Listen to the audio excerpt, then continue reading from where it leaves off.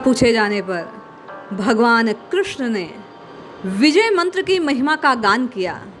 युधिष्ठिर ने पूछा, महाराज वो कौन सा व्रत, वो कौन सा अनुष्ठान, कौन सा जप है जिसे करने मात्र से लक्ष्मी की प्राप्ति होती है, जीव को पुण्य फल मिलता है, पुत्र पौत्रों की वृद्धि होती है और जीवन के प्रत्येक पक्ष में केवल और केवल विजयश्री का ही चुनाव उसके द्वारा किया जाता है।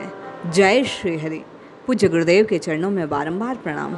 श्री राम जय जय राम, श्री राम जय जय राम, श्री राम जय राम, श्री राम जय राम।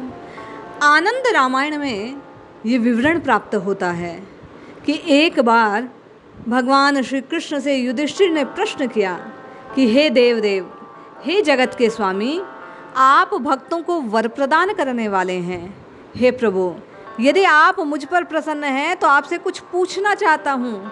हे देवेश, मैं इस समय अपने राज्य से च्युत हो गया हूँ, अतः आप ऐसा कोई व्रत बता दो जिसे करने से लक्ष्मी प्राप्त होती है, पुण्यदायी हो, जो पुत्र पौत्रों की जो वृद्धि करने वाला हो।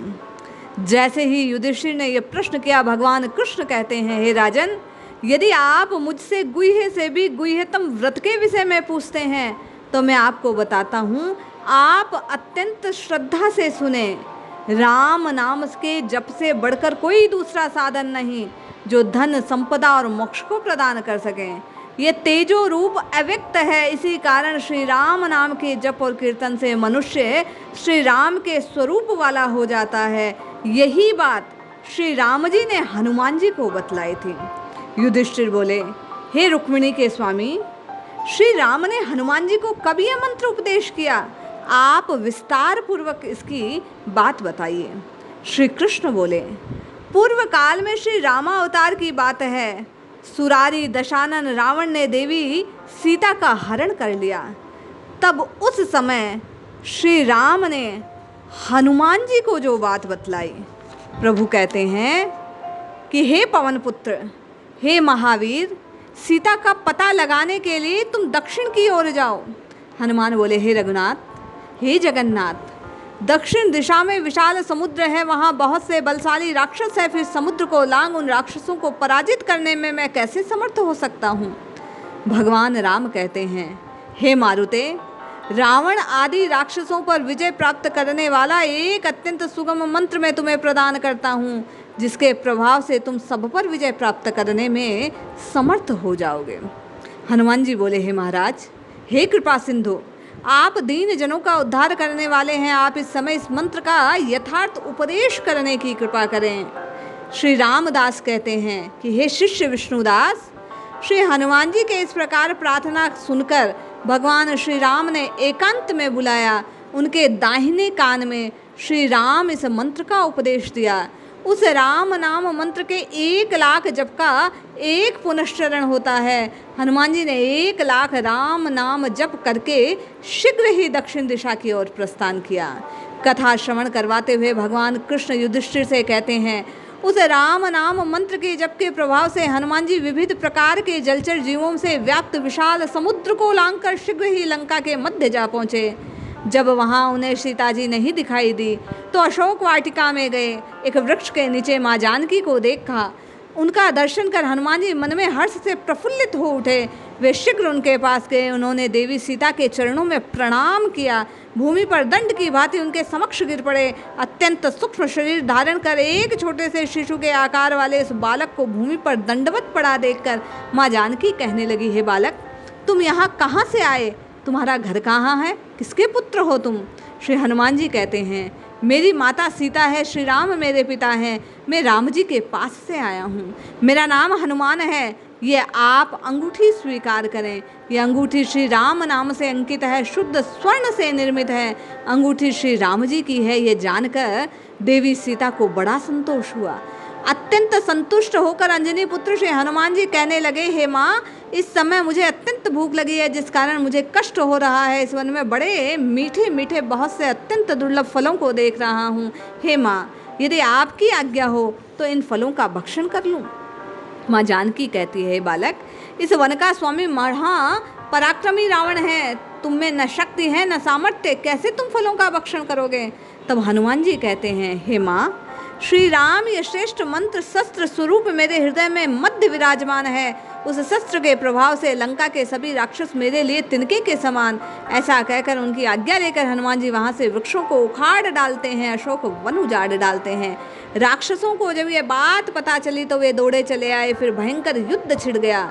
राम मंत्र के प्रभाव से कुछ ही क्षणों में, हे युधिष्ठिर, हनुमान जी ने समस्त राक्षसी सेना को खदेड़ दिया। भगवान श्री कृष्ण कहते हैं, सारी लंका जला डाली, फिर वे शीघ्र ही अशोकवन में जा पहुँचे। उन्होंने सीता को प्रणाम किया, उनसे अलंकार ग्रहण कर वे शीघ्र राम जी के पास लौट आए।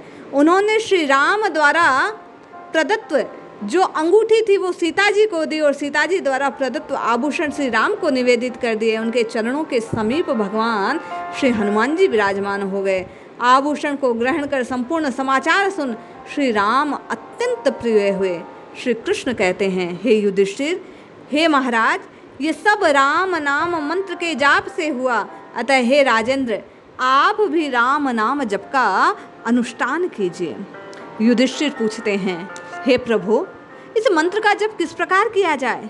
इसके पुनश्चरण का क्या फल है? व्रत की पूर्णता कैसे है? आप मुझे बतलाने की कृपा करें। भगवान श्री कृष्ण विजय मंत्र की महिमा का गान करते हुए कहते हैं कि स्नान आदि से पवित्र होकर तुलसी आदि की माला पर जप करें, किसी पुस्तिका पर राम नाम लेखन करें या हृदय में राम नाम का स्मरण करते रहें।